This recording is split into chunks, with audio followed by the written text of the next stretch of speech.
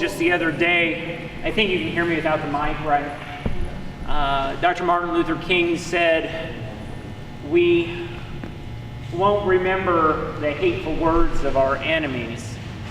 What we will remember is the silence of our friends." And in watching this, I think about those who will say, "I won't remember the hateful words of the pimp or the trafficker. I will remember the silence of the church, of the people who claim to be people of faith." And that kind of sits with me tonight. Now, before I invite Debi from Arrow up to kind of begin talking about some of the different ministries, I just want to lift up that if watching the video or something that is said in the next 20, 30 minutes leaves you feeling you need to talk to somebody, I'm available. Reverend Sheila Gillette here on the front row is available. We have a couple of our Stephen ministers who are here as well. So just making that available to anyone who might need to just chat for a little while. Okay? Why don't you come? Do you need a mic? Or? No, not at all. I've never met a microphone I didn't like, so y'all have to forgive me for just a moment. What you just witnessed and seen, how many of you, this is your first time to see anything like this? It's not easy. I am with Freedom Place. Arrow Child and Family Ministries is a foster care child placement agency. Just our corporate national headquarters are just around the corner on 2920. We have a program in our care called Freedom Place, and it's a rehabilitative treatment center for minor domestic girls coming out of human sex trafficking. We deal with girls from the ages of 9 to 18. The youngest we have ever served has been 8 years of age. In the state of Texas today, there are an estimated 79,000 children or youth in human sex trafficking in the state of Texas. This was a study done by the University of Texas. I'd like you to know that Arrow has 100% of the beds available in Texas for these children coming out of human sex trafficking. Would anybody like to take a guess at how many beds those are? You don't count, Ashley. 150. 150? 7, 6, 10. There are 36 beds available for minor domestic children in Texas recovering from human sex trafficking. We have 100% of them. We can take about 26 of them, 28 of them actually at Freedom Place, and we have a foster home that takes the remainder of them up in East Texas, which we like to say is a transition from our care at Freedom Place. Our home outside of Tyler actually takes young girls and their babies, because it is not unusual for them to have children. And that is oftentimes, as you will hear from others probably here today, that's oftentimes a coercion tool used by the pimps or the perpetrators. They will get a young girl pregnant and hold that baby as a weapon of coercion and for ransom for them to return. Today it's not an easy subject to talk about this. You heard her talk about the fact that it takes money to raise and to work to serve these young girls. All of our children primarily come from two places: CPS or the juvenile justice system. When they come from CPS, they're a foster child. That means that they have some funds that come with them. They have medical insurance that's available to them. They have that availability. Same thing with those from juvenile justice. What we are actually seeing now at Freedom Place is there's a rise in what we call private placements. As we, the community, becomes more and more aware of what is taking place in our own backyard, these parents, aunts, uncles, moms, dads are calling us saying, please do something. I will tell you that on average, we have every day 7 to 10 calls of somebody trying to find a place or help them understand what their teenage child is going through. The average age of the children that we serve is 13 years of age. When they come to Freedom Place, they do get to go to school on our campus because many of them have been behind and they've been out on the streets working. They've not been in a classroom. Many of them will have the ability to do equine therapy, canine therapy, will have the ability to do art therapy, music therapy, ways to engage these children. Because what happens with these children is we call their brain is on fire. And if this is an example of their brain, what happens with their brain is this part of their brain when they come to us is in survival mode. So if they get referred to us, it's not straight off the streets. They've normally been in a psychiatric ward, a hospital, or in jail, juvenile detention. For the first 90 days that they come to us, their brain cannot settle down. And they're in what we call fight, flight, or freeze mode. And normally it's the flight. They're going to try and run away.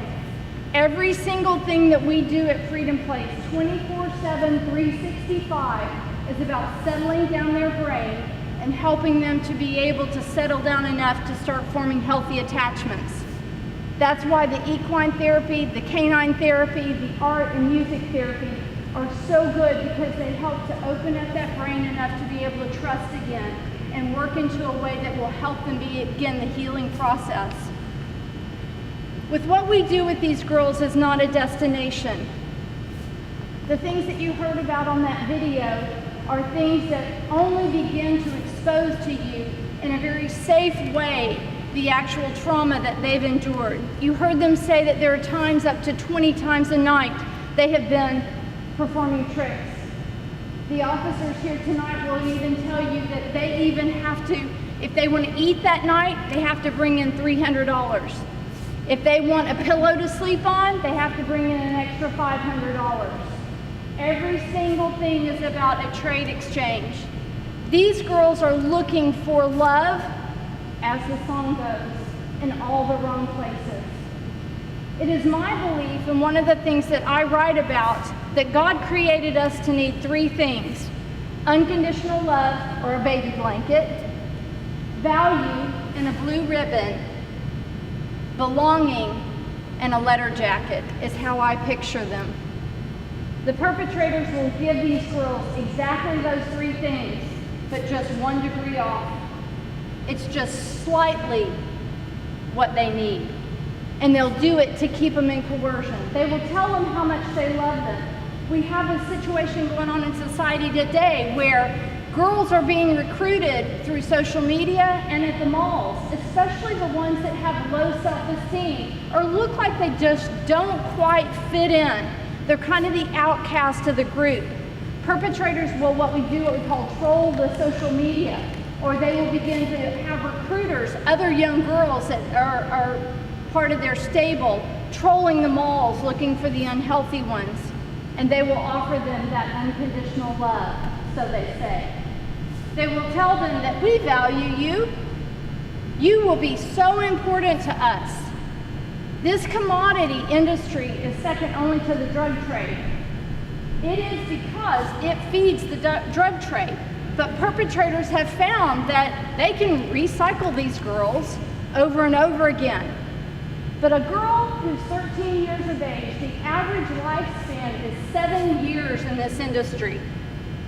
And I don't mean just 7 years in the industry, 7 years of life. They are normally dead by the time they're 20. 86% of these children are foster care children in human trafficking. That's one of the reasons it's so crucial to us. 84% of those who are incarcerated today come from foster care. We at Arrow believe that we need to make a difference, not only in foster care, but in kids and families' lives even before they come to us. So we're creating what is called a continuum of care.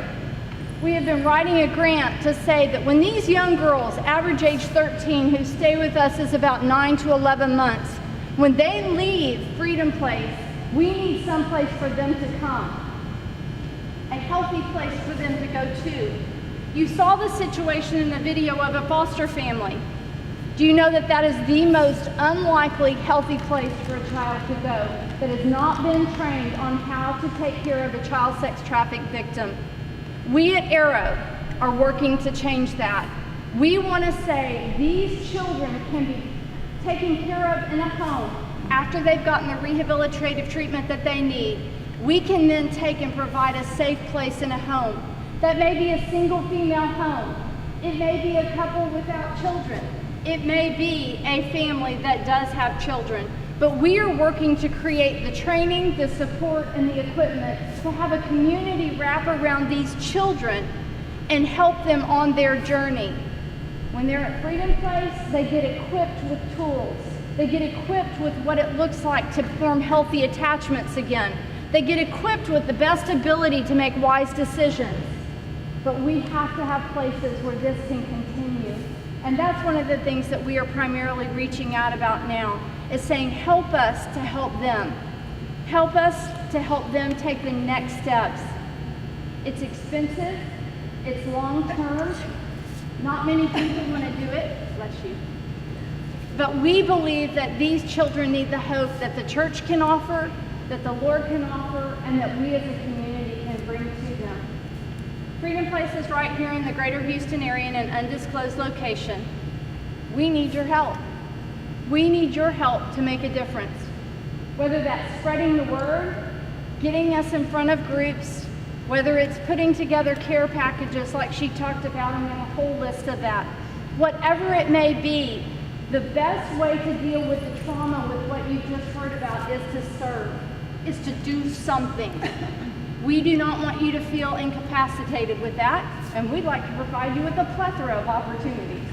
So we welcome you, and we thank you tonight for the opportunity to be able to share with you what's going on with these children and how you can make the difference in the life of them. I'll share with you one other little fact. I have a friend who's a former special investigator for DFPS. He has an alias to go on the back pages where these girls are put out there to be sold and picked up. He can put into that criteria as if he was a pimp looking for a young girl. Just like ordering a pizza, he can put in, I want a small petite child, no curves, small feet, small bra size, and really boyish-like figures. And that will bring up some of the characteristics on the back page to be able to have a minor available for them for services. When I work with him, I say to him, Chuck, tell me in this zip code area how many minors you can order right now. I will tell you that as of 3 hours ago in the 7739 zip code, 77379, my own zip code, in this Klein area, there were 6 children available for sale within 20 minutes of this location right here. All it takes is clicking a button. The emojis that you see, I just posted on Facebook, and Ashley back here and I share things back and forth on our Facebook pages. The little faces that you see is a way of communication for the perpetrators and the girls for sale. An airplane means she's new to town and she's not going to be here for long. A growing heart means she's usually a minor. She's still young, so her heart's still growing.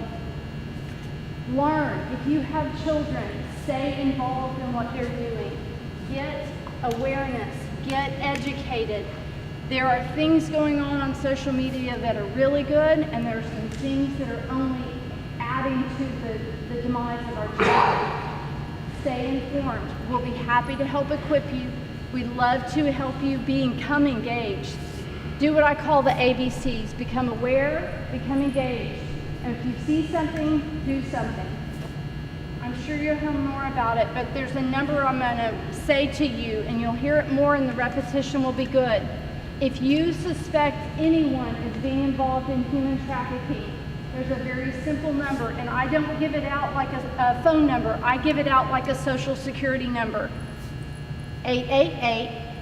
888-3737-888. All you have to do is call that number if you suspect anything, and they will ask you some information, and it will be turned over. There's several other ways that you can get involved. Go to a hotel room, download, it's called the code, through Trafficking. Put in 4 pictures of the hotel room that you're staying in. It will be downloaded into a database. for National Center for Missing and Exploited Children to put it into. When police officers find out a girl's missing, they can find a picture of her on the back page. They can put it into the database of these 4 pictures, and they can know where that child is being trafficked and being sold. It's led to some very successful rescues, because sadly only 1 in 100 are rescued out of this industry. But together we can make a difference. Houston's the #1 city in the nation right now for these horrific incidences going on.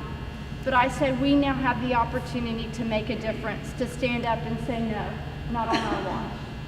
So I thank y'all for you being here. I thank you for listening. I thank you for having a heart, as hard as it is, but a heart to be able to say we can make a difference together. Because together, kids win. Thank y'all.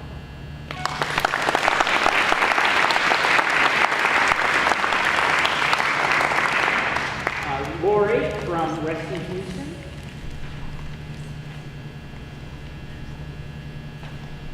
I'm trying my best not to use the mic as well. I'll stand closer, that way you can hear me better. Yeah, I'm Laurie Pettis, and I work with Rescue Houston. Rescue Houston is a local organization in Houston and the surrounding areas. We operate on a few different levels. Mainly what we do is we have a 24/7 helpline.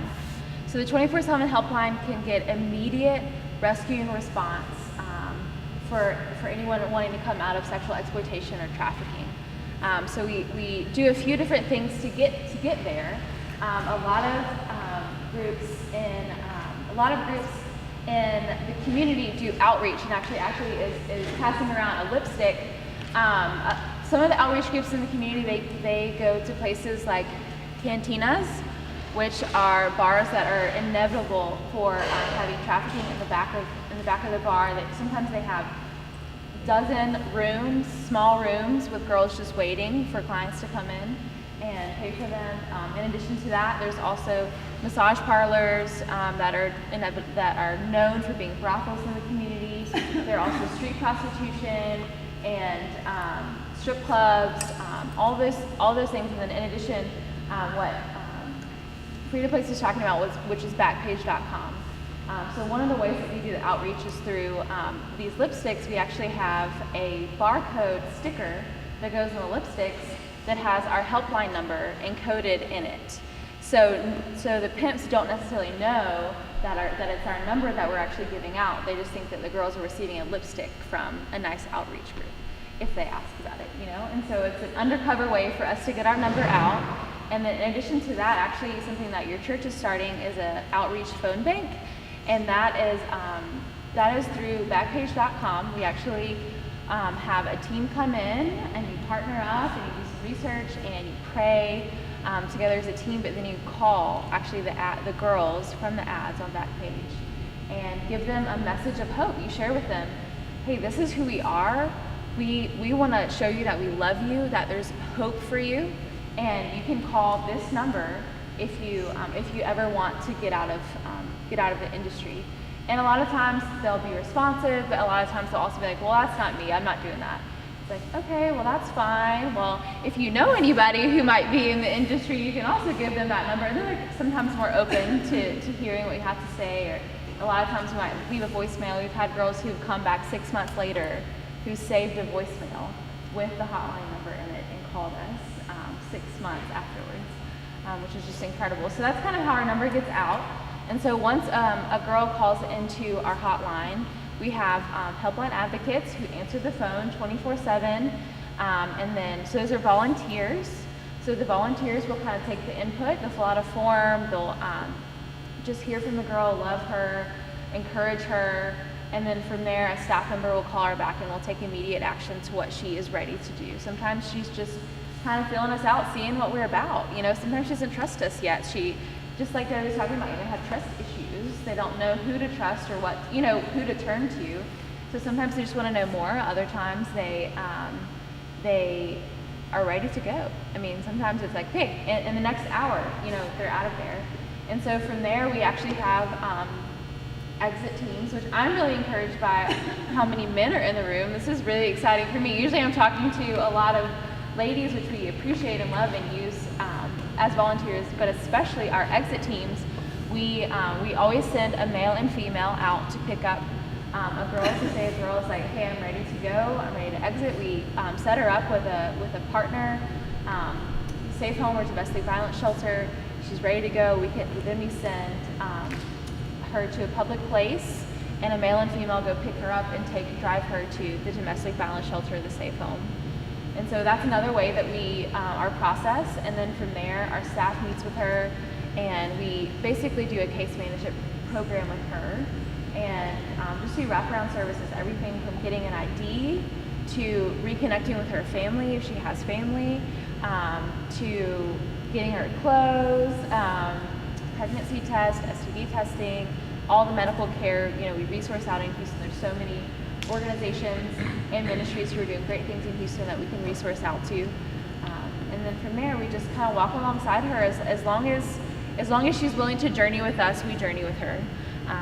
And I was talking to someone earlier, a lot of times the girls, they may come to us, you know, they come into the safe home, they're ready to start a new life, and then they leave. And you're like, where do they go? What are they doing? But they're just not ready. Like we think we've talked about a lot of times, if you think about addiction, it takes 7 times for you to come away from it to actually be out of addiction. Sometimes it takes, I think, 21 days to make something a habit. You know, beginning of the year, try to go to the gym. The first 21 days, you can make it a habit for the rest of the year. But the same for the girls. Sometimes it takes time for them to really trust us, for them to really exit, for them to really start a new life.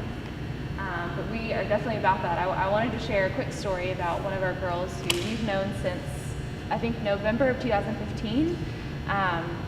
She's been out since 2016. We actually met her on a street outreach. We gave her a lipstick, and she called us and was ready to exit. And then she was a typical case, you know, had seen a lot of abuse in her life, been abused by family members at a young age, had also been in the foster system. She was lured here online to work at a strip club, which ended up being a pimp who then put her on the street. And then from there, it just spiraled, right? From there, continued to spiral for her until she was just in hopelessness. And so when she met us, she called in and just really started that journey with us. We've journeyed with her. She's had a baby since then and made a really hard decision to give her baby up for adoption, but now she's in an open adoption with her daughter. And she just is like in the process of getting government housing. So she's about to move into her own apartment.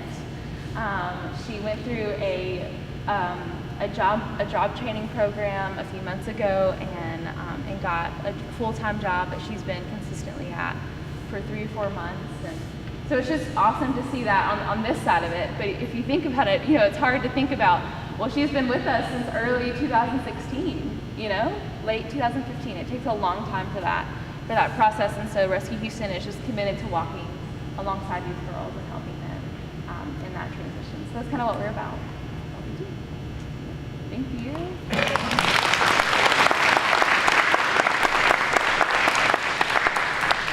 I apologize, my MacBook Air has an ego issue and likes to announce it, so to everybody, we'll go ahead and turn that on. Now, Anina from the landing is going to come up and share. I am going to break the cycle and use the mic because I'm not very good at yelling. So, all right. Does it work? Okay. All right, can everyone hear me? All right, my name is Anina. I'm the Social Services Coordinator at the Landing in Houston. I'm so grateful for Cypress Creek Community Church for having us here and getting to share with y'all tonight. So, like Debbie has said, there are about 300,000 estimated victims in Texas alone, and less than 1% are identified. And honestly, many of them that are identified are not ready to go to a safe home or a shelter. That is something they just don't want to do. They don't want to give up their freedom. And so victims in human trafficking are falling through the gaps.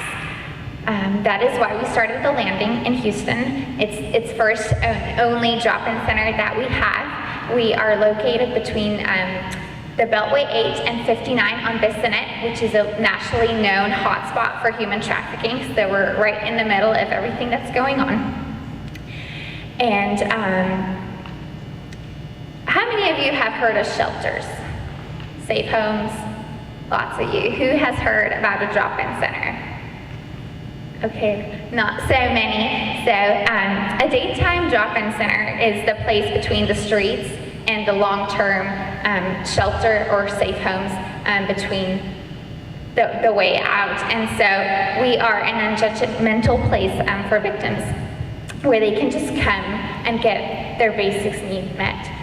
We are a safe place if they just need to come and lay down. So some of the services that we do provide are food, clothing, hygiene products. We provide case management. We have a trauma-informed counselor that comes out once a week that we have available for our ladies. We help with GED support, job search support.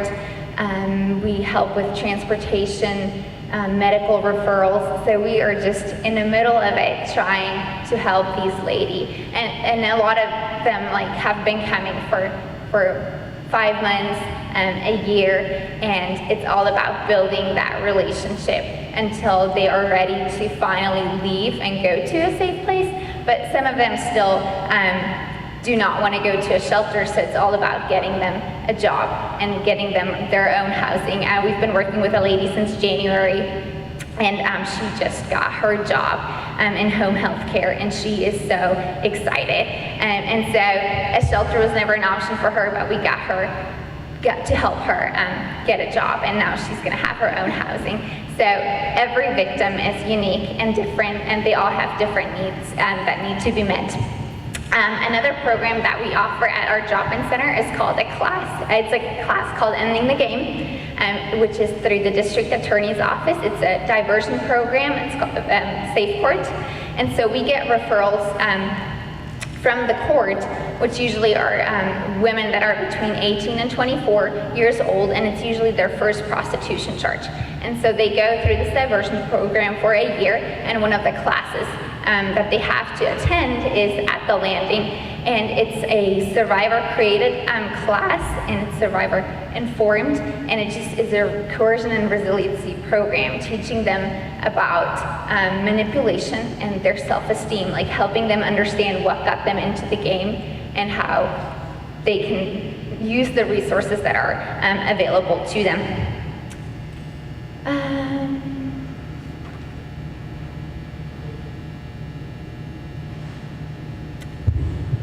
We opened our doors in January of 2016, so we have been open for a little more than a year. We have served over 103 clients and given out over 1,600 services. We have been crazy busy the past couple months. We see about 7 clients a day. All of them have a lot of different needs. Yeah, I think it's just very, very much needed to be that safe place for these women where they can come after they've been out on the streets for 3 days straight to just come, lay their head and get a meal and just kind of figure out what they want to do. Most of our clients are word of mouth, like clients share with other women on the street about the center, and that's how we get most of our clients. We also do street outreach. That is something that I love to lead. I go out about 2 times a month and just sharing about the girls, about our center, because we're right there. I can always point to our building and let them know we're right there. Like if you ever are tired, you can just come and lay your head. And we also have the privilege to join law enforcement on their operations. We work with HPD, Vice, and the Sheriff's Office on their operations, so whenever they go out arresting the girls, I have the opportunity to talk to them, to let them know that there is a place to go when they do get out, that there is someone that can help them get their ID, because a lot of these girls don't have any form of identification, which keeps them from getting a real job, which keeps them from getting housing. And so we have seen so many women come to us after we've talked to them on these operations. I met a girl last October, and I got to share just about our services, and then she had to serve her time in jail, and she kind of dropped off. We didn't know where she was, and I ran into her again on street outreach. And so it's just all about being in that community, building those relationships, and seeing those girls like come back. And sometimes it just takes 5 encounters, sometimes it takes more, and sometimes they need to have time to process, but they do come. And so we're very privileged to get to work with law enforcement. Some of the volunteer opportunities that we do have our center is like an admin volunteer, a skill builder, what we like to call them. Those are the volunteers that are with us during the drop-in center hours, which are Monday, Tuesday, Wednesday, and Thursday from 10 to 4. So that is something that any of you could do, just welcoming the clients as they do come in, like assisting them by picking out their clothes or just sitting with them and having a meal. Some of our girls like to play games, so if you like to play games, like you could just sit there with them and just, you know, let them feel normal. And some of these girls, like, they've been raped since they were 5 years old, so they never had a childhood. And one of our clients, she loves to play the game Operation. And so she'll literally sit in our living room for like 90 minutes just playing that game because she just never had a childhood. And so those are the different things like an admin skill builder volunteer can do with our clients.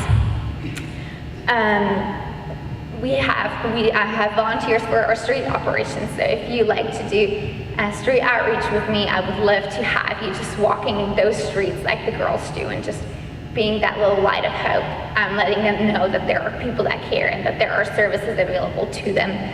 And we also just started partnering with a ministry called Eyes on Me. They have a ministry called Hip Hop Hope, which is like a hip hop gospel preaching event in different low-income areas in Houston, and we are at the 7th location that they've just started doing that. And so that is a great opportunity as well to just come out and be in the community, because I believe that it takes a whole community to change this problem. So if we can already start the little kids reaching those so that they don't even like get into situations, and that is something that we always need volunteers with. We have our table volunteers like that just come to events and share about the landing, and that get to go to events like this or other nonprofit organizations that throw events, just sharing about the landing and all that you can do.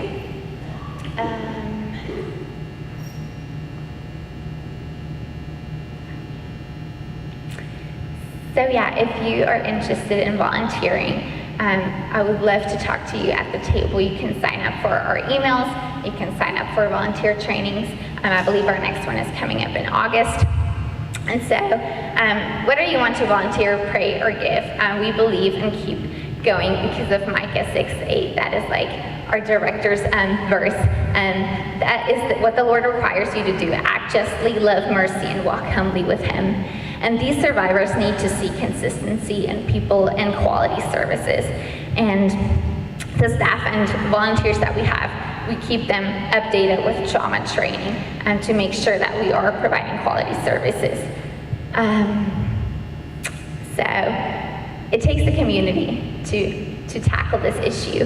And so we are incredibly thankful to each one of you for coming tonight and like hearing about it. And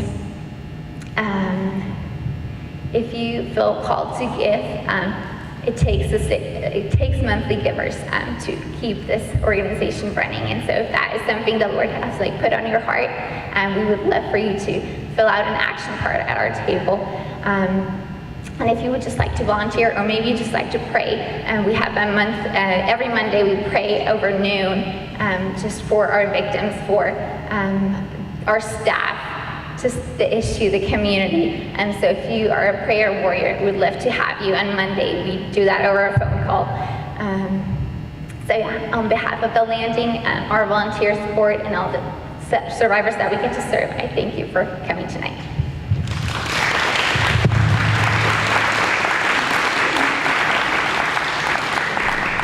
And now, talking about LLIFE. And Mike.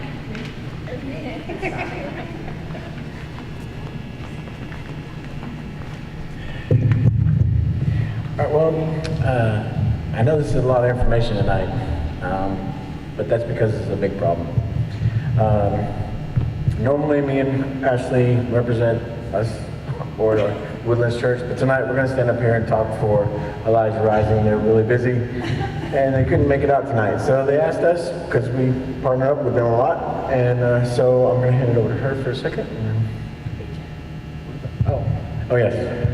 One of the things that you've heard a lot about tonight from almost everybody here and the video, I think, is Backpage.com. This is a very seedy site, so I want to tell y'all right now, if you're not comfortable on the internet already, don't go there. It's pretty dark. There's a lot of bad stuff on there. So be very, very careful. If you decide to wander onto that page at all, be very, very careful. So, yeah. That's usually when we say to do the back page, don't do it at your home. That's why when we do the phone bank with Rescue Houston, it's in the church because we're covered in prayer. So please just don't go look on there for fun. Like Mike said, we're here to represent Elijah Rising. And the goal of Elijah Rising is to end sex trafficking and sexual exploitation by equipping a new generation of justice warriors to confront culture through prayer, awareness, and intervention in the spirit of Isaiah 117, which is learn to do right, seek justice, defend the oppressed, take up the cause of the fatherless, and plead the case of the widow. So the reason prayer is first on that list is because it's one of our most powerful weapons. Elijah Rising and me and Ashley both, we agree that prayer is one of our strongest weapons. So what do we want to pray about? Well, we want to end to this, obviously. That's one of the things that we want to pray about, but we want to pray for the victims and survivors. We call them both. The ones that get away, we call them survivors. The ones that are still there, they're victims. We want to pray for, and I know this is going to be hard to hear, we want to pray for the pimps. They're out there doing this. We want them to have that change of heart. We want to break that cycle, and prayer is one of the strongest ways we can do that, as well as we want to pray for the Johns. This is a spiritual issue. You might not believe that, but it is. And there's something missing when, in your heart, when that's the only way you know how to satisfy yourself, is by subjugating someone else. So prayer, we want to pray for all of these aspects of this problem. We also want to pray for all the volunteers. You can see these people have all come out on their free time, and they're doing this because they have a heart for it. And this is a really dark subject, so they need all the prayer they can get. Another way we're fighting is with awareness. Awareness starts like this. We're making everybody in this room aware of this problem. Y'all, I saw when Debbie asked how many of y'all seen a video like this before. I didn't see very many, or I saw not many hands go up because y'all had already seen this before. If y'all have already seen it before, y'all should have brought somebody with you that hasn't seen it. We want to spread this word because I know it's hard to talk about, but if you can just plant that seed and get them here, all these people in this room will do the talking for you.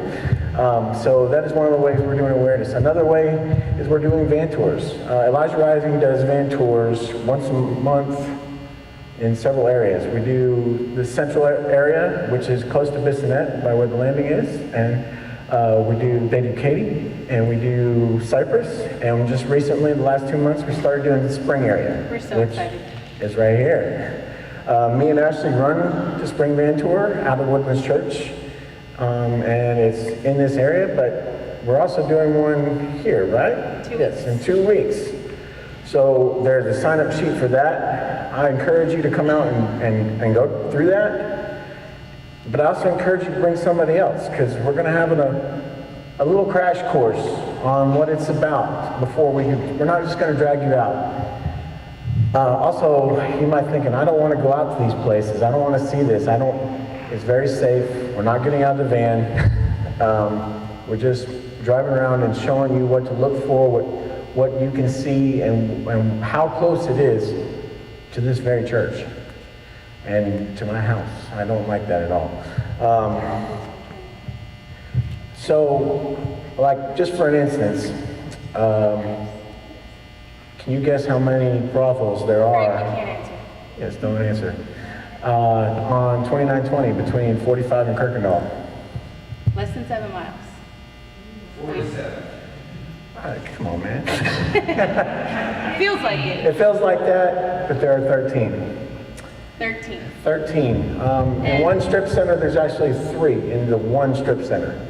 And anybody that's gone up 2920 lately, you can see the new strip centers coming up on a regular basis. And a lot of them end up with these massage parlors and illegal brothels. There's more than 5 churches on 2920, so.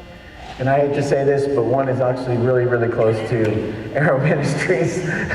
So, but what we're trying to do is we're trying to raise awareness. We're trying to get more people in a room like this and talk to them. So if we want to do regular awareness events with this church and just keep bringing new people in, y'all have heard this message. Sitting through this video twice isn't going to do much more. But if you can grab somebody else, plant that seed, bring them to this, we can educate them as well. So one of the things I've been told several times is you give what you tolerate. So as a church, if we're sitting in between all these brothels and we're not doing anything, we're saying it's okay for you to be in our neighborhoods. And I don't know about you, but it's not okay. I have a teenage daughter and a teenage son, and I never want to have to go through them possibly being what I've seen some of these girls put through. So as a church, we all need to get together and say, not in our neighborhood, not our children. It's not acceptable. Also at Elijah Rising, we have 2nd and 4th Friday interventions, and we'll be getting some up here in spring, hopefully, by the end of the year or beginning of next year. We partner with Rescue Houston to do phone bank, and we'll be doing one out of here, so that is amazing. And lipsticks. So one of the powerful things I witnessed when we had the Justice Rally with Elijah Rising is if we have a guy calling, the number for Backpage. Gentlemen don't get to look at the ads on Backpage because we want to protect their eyes, is that you have a guy calling and reaching out to these girls and they're expecting for their services to be bought. But if you have a strong Christian man saying, you know, is there anything I can do for you? Can I pray for you today? The message that sends to these girls is just amazing. We also do consumer outreach. Elijah Rising is pretty unconventional, whatever it takes to get things out there. I'm not the biggest prayer warrior out in public. So when we had interventions, we had these, they have a website, I forget the name of it, but it's little cards with sexy Super Bowl dolls or sexy Houston dolls. And you click on it and it shows, it's like a fake escort page, where you click on it and it pulls up the girls' escorts.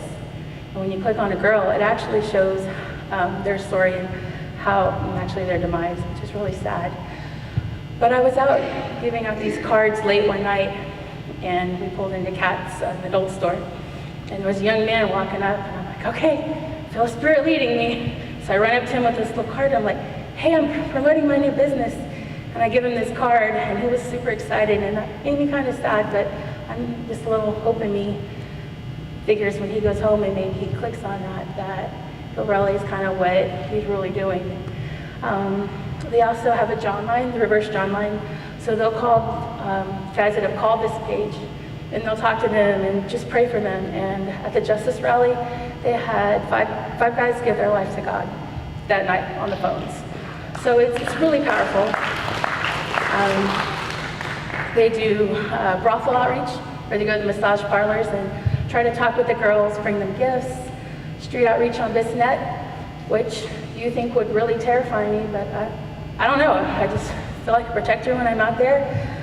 You walk out on the Bissnet and you can feel the evil, but when you're just walking with these girls and you're offering them hope, and they just know someone loves them and someone really does care about them, it's really amazing. Elijah Rising actually bought a farm, so now they're into aftercare. It's 85 acres off in Kendleton. It's about an hour out of Houston. And it's an old school dorm, college school dorm, that they are renovating to provide homes for women survivors and eventually their children. Of course, they'll have like equine therapy, counseling, but they're also offering jobs for these girls and women. They're making candles, they're building lipsticks, they're growing vegetables. So they're building their own enterprise, so they're saving money and helping them get back on their feet. So there are just really so many wonderful organizations, and any one of these are great partners to work with. And we just really, really thank you for coming out here tonight.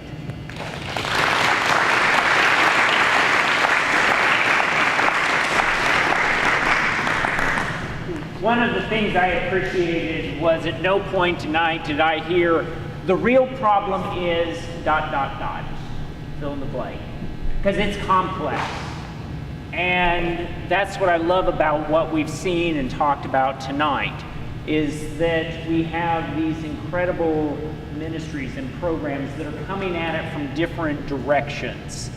And I think there is an entry point for all of us into helping, connecting, bringing people on board, helping them become aware. And what I hope you will do before leaving tonight is that you will go around and talk to folks. You will find that most of them have opportunities for you that are very, for lack of a better description, easy, something simple you can do. If you're looking for a little bit higher commitment level, they have other opportunities as well. But I want to lift up again 2 weeks from yesterday, June 16th, is that right? 17th. Is the van tour, opportunity to sign up. Limited seating, but we will do it again. So put your name on the waiting list. To give you the date for the... June 12th, for the phone training? Yeah. Rescue Houston is going to come out on June 12th from 6:30 to 9:30. So the first 2 hours, the training session is going on there. Then the next hour, we'll do actual calling to discuss about calling back pay gas, the girls are out of leave. Is that right? Yes. So that will be... 6:30 here in the activity room. Correct. Come with a fully charged laptop, cell phone, and they'll do everything else for us, and we'll buy pizza or something for that. All And right? don't worry, when you're calling from your cell phone, we give you an app to mask your number, so don't worry about anyone calling you back. And where's your activity room? Activity room is directly that way, kind of catty corner out there. In this building? No, it's the middle building, the forum building, center of the campus. Okay. And again, there are so many opportunities, so please find a place to connect. And my hope is that we will do another event like this. Maybe we won't do it here. Maybe we'll find another place that wants to do it. But my hope is that maybe some of you would even come if we went to a different place to help undergird that. And as we've heard, maybe bring somebody with you, because it is always easier to go to something like this if you have somebody going with you. Again, if you need to talk to somebody, I'm around. Sheila's available. We have our student ministers here. Please take the time to go and chat with these incredible people that are doing incredible ministry here. Thanks again for coming.